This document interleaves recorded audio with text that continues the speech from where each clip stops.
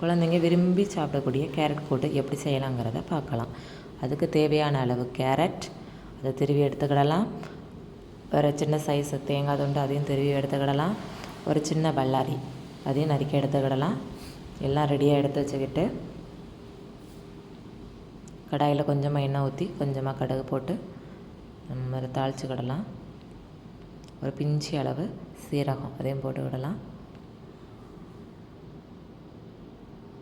இப்போ 2 இனுக்கு கருவேப்பிலை அதையும் போட்டுக்கலாம்.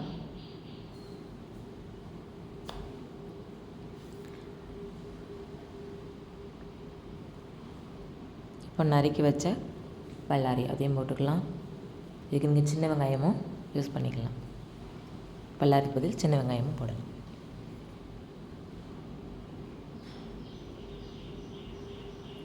திருவி வச்ச கேரட் அதையும் சேர்த்துக்கிடலாம். போட்டு எல்லாத்தையும் நல்லா மிக்ஸ் ஆகிற மாதிரி நல்லா கிண்டி விட்டுக்கிடலாம்.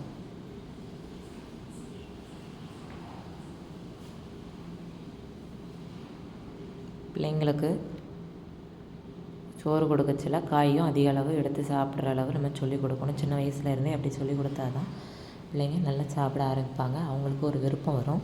அவங்களுக்கு பிடிச்ச மாதிரி நம்ம செஞ்சு கொடுக்கும்போது அவங்க நல்லா விரும்பி சாப்பிடுவாங்க. இப்போ 2 நிமிஷம் மூடி வச்சு அப்புறம் எடுத்ததும் தேவையான அளவு உப்பு போட்டிருக்கோம். உப்பு போட்டு நல்லா கிண்டிக்கிடணும். இப்படி திருவி கொடுக்கும்போது பிள்ளைங்களுக்கு ரொம்ப பிடிக்கும். நம்ம சின்ன சின்ன துண்டாக நறுக்கியும் கூட்டு வைக்கலாம். அப்படி வைக்கிறத விட குழந்தைங்களுக்கு அப்படி திருவி போட்டு கூட்டு வைக்கும்போது ரொம்ப பிடிக்கும்.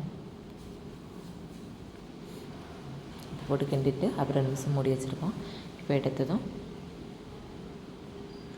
நல்லெண்ணெய் நல்லா கிண்டிக்கலாம்.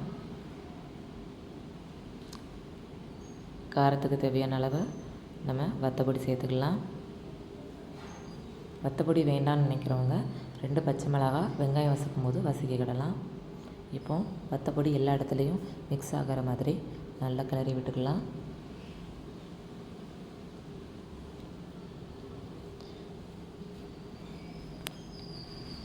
கிளறி விட்டுட்டு நம்ம திருவி வச்ச தேங்காய் அதையும் போட்டுக்கலாம். ஒரு கையளவு தேங்காய், ஒரு கைப்பிடி அளவு தேங்காய் அதையும் போட்டாச்சு. நல்லா கிண்டி விட்டுக்கலாம். தேவையான அளவு தான் போட்டுக்கிடலாம். நல்லா கிண்டி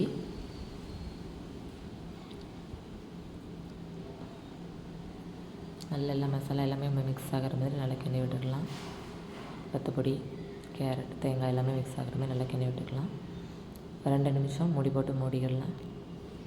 நல்லா வெந்து வரும்.